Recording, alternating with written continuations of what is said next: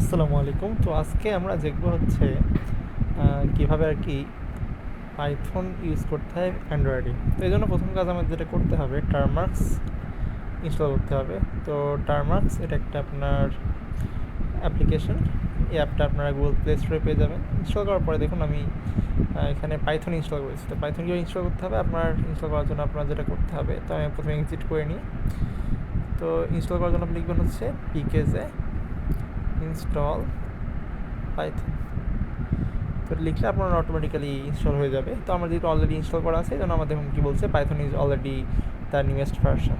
তো এটার পরে আমরা দেখুন এবার একটু মজা করব।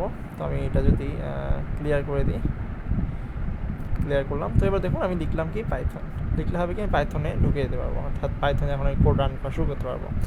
তো কী লিখতে পারি, আমি ধরেন প্রিন্ট লিখলাম।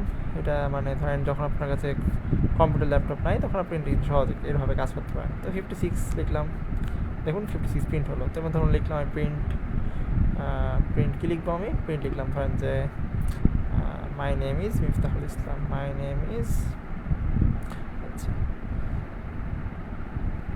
মিফতাহুল ইসলাম।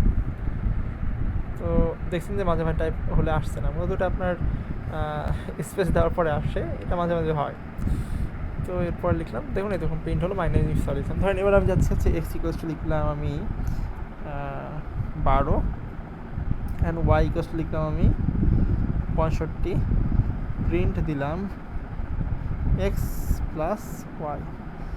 তাই দেখুন আমার কিন্তু প্রিন্ট হয়ে যাবে, দেখছেন সাধারণত প্রিন্ট হলো। তো এইভাবে আপনারা কী করতে পারেন, আপনারা পাইথনটা আপনার মোবাইল ইনস্টল করে, অ্যান্ড্রয়েড ফোনে ইনস্টল করে আপনারা ইউজ করতে পারেন।